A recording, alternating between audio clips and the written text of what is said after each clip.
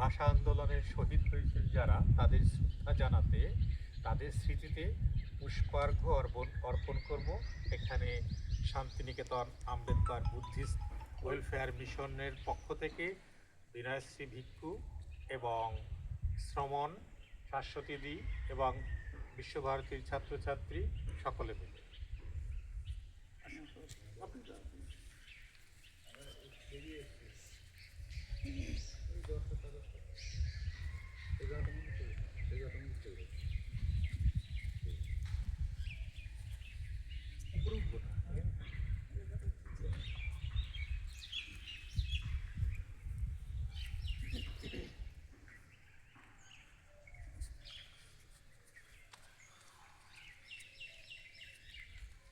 তোমরা যে যার পজিশন থেকে দিয়ে আবার সেই পজিশনে দাঁড়াবে।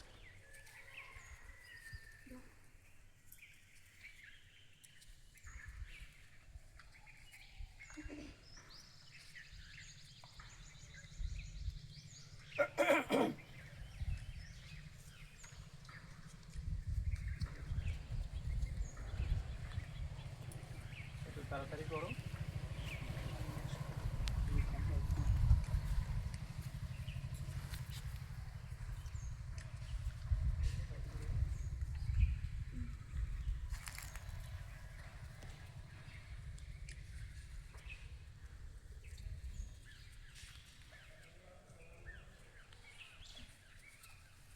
নিজের জায়গায় দাঁড়িয়ে এবার আমার ভাইয়ের রক্ত লাগানোটা।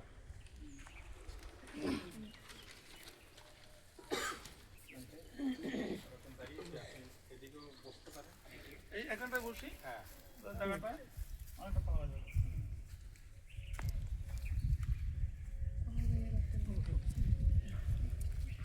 তোমার খারাপ ভাবে নেবে না তো লোকে? কোনো ব্যাপার না। আর তোর বসলে ভালো তো দেখি। আমার ভাইয়ের রক্তে রাঙালো 21শে ফেব্রুয়ারি, আমি কি ভুলিতে পারি? আমার ভাইয়ের রক্তে রাঙালো 21শে ফেব্রুয়ারি, আমি কি ভুলিতে পারি? ছেলে হারা শত মায়ের অশ্রু গড়ায় ফেব্রুয়ারি, আমি কি ভুলিতে পারি? আমার সোনার দেশের রক্তে জাগানো ফেব্রুয়ারি, আমি কি ভুলিতে পারি? আমার ভাইয়ের রক্তে রাঙানো 21শে ফেব্রুয়ারি, আমি কি ভুলিতে পারি?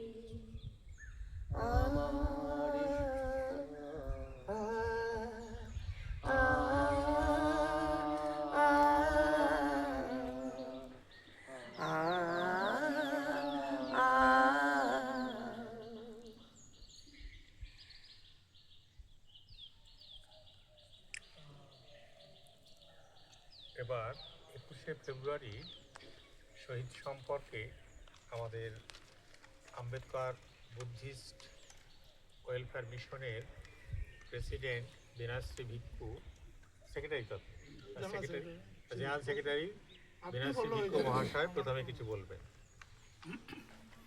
উপস্থিত আজকের এই সুন্দর অনুষ্ঠান, যে অনুষ্ঠান একটা সংস্কৃতি বা ভাষার উপর ভিত্তি করে আমাদের বাঙালি জাতির মননে চিরস্থায়ী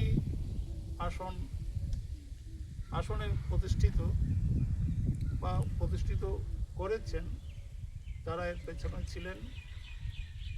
বিশেষ করে 1952 সালে পূর্ব পাকিস্তানে ভাষাকে নিয়ে অর্থাৎ তৎকালীন পাকিস্তান সরকার চেয়েছিলেন উর্দুই হবে পাকিস্তানের রাষ্ট্রভাষা। তখন যারা পূর্ববঙ্গ বাঙালি যারা ছিলেন তারা সেই লিয়াকত আলী বা জিন্নার প্রস্তাবকে মেনে নেননি। ফলে বাঙালি জাতি ছাত্র সমাজ এগিয়ে এসেছিল। তৎমধ্যে রফিক, বরকত, সালাম এবং দুজন অজ্ঞাতনামা চরিত্র, ওরা রিক্সায় চালাতেন। ওইতে আমরা যেটা পেয়েছি, তারা গুলিবিদ্ধ হয়ে মৃত্যুবরণ করেছেন। তাদের উদ্দেশ্যেই 21শে ফেব্রুয়ারি বাঙালি জাতি পালন করে থাকেন। তারপর 1961 সালে শিলচরেও বাংলা ভাষা রক্ষার জন্য সংগ্রাম করেছিলেন। সেখানেও পুলিশের গুলিবিদ্ধ হয়ে 9 জন ছাত্রছাত্রী অকালে মৃত্যুবরণ করেছেন। তাদের স্মরণে আজকে আমরা ভাষাকে শ্রদ্ধা জানাবার জন্য আজকে এই অনুষ্ঠান আয়োজন। এটা কোনো ধর্মীয় অনুষ্ঠান নয়, এটা বুদ্ধের আদর্শে প্রতিষ্ঠিত হলেও এই প্রতিষ্ঠান সংস্কৃতিকে আমি বিশেষ করে জোর দিয়ে থাকি। যত সংস্কৃতি ছাড়া মানুষের প্রকৃত চিন্তাধারা আদর্শ বিকশিত হয় না।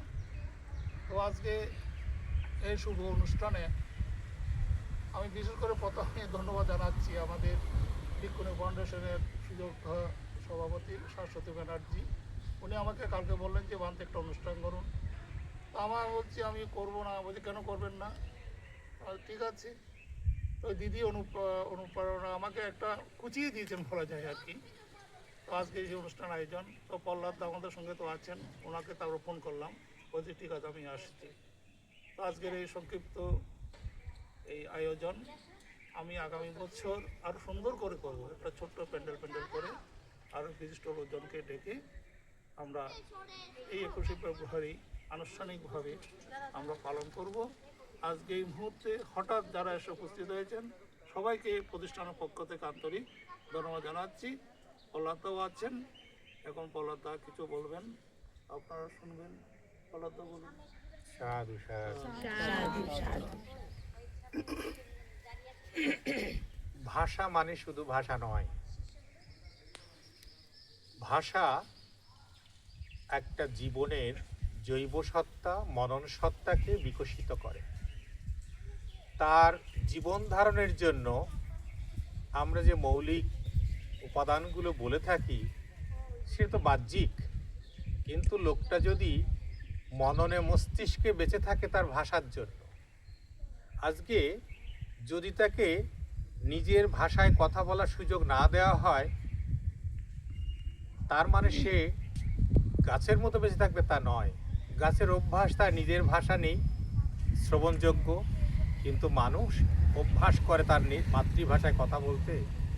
সেই ভাষা যদি কেড়ে নেয় অন্য কেউ, বন্ধ করে দেয় অন্য কেউ, ক্ষমতার দাপটে বন্ধ করে রাখে যদি কেউ, যেখানে প্রভাবশালী ব্যক্তি, ক্ষমতাশালী ব্যক্তি চিরকালই, সেটা রাজনৈতিক হোক, সামাজিক হোক, সর্বত্রেই নিজে ঠিক যেটায় স্বাচ্ছন্দ্য বোধ করেন সেটাকেই প্রতিষ্ঠিত করার চেষ্টা করেন। তিনি ভেবে দেখেন না যে তার সামনে যারা রয়েছে তাদের স্বাচ্ছন্দ্য কতটুকু। যদি তাই ভাবতেন তাহলে ভাষা সাম্রাজ্যবাদ শুরু হতো না। ইউরোপের লোকেরা তারা দেখেছে ফ্রান্স তার ভাষা সাম্রাজ্যবাদ বিস্তার করেছে, তারপর ইংল্যান্ড পাল্টা সারা পৃথিবীতে ভাষা সাম্রাজ্যবাদ বিস্তার করেছে। তেমনি ভিন্ন ভিন্ন দেশে একভাষী মানুষ আর এক ভাষীর উপর যখন তার ক্ষমতা বৃদ্ধি পেয়েছে রাজনৈতিক সামাজিক, তখন সে চাপিয়ে দিতে চেয়েছে তার নিজের ভাষা, তখন বিপন্ন হয়েছে ক্ষমতাহীন বা দুর্বল প্রকৃতির মানুষের ভাষা। এইভাবে হাজার হাজার ভাষা বিলুপ্ত হয়ে গেছে। কারণ আপনারা আজকে সিঙ্গাপুর তার দৃষ্টান্ত। সিঙ্গাপুরের যে আদি অধিবাসী, ওখানকার মানুষদের যে ভাষা, সেই ভাষার আজ তার কোনো অস্তিত্ব নেই। আজ আন্তর্জাতিক মানের বিশ্ববিখ্যাত একটা স্থান সিঙ্গাপুর, যেখানে ইংরেজিতেই হয়তো সব কিছু চলে, কিন্তু তার সভ্যতা সংস্কৃতির যে মূল উপাদান তা নিশ্চিহ্ন।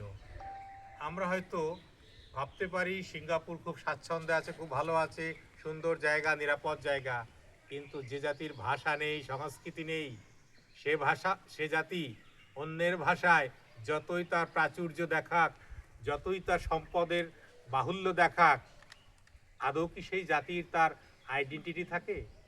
থাকে না।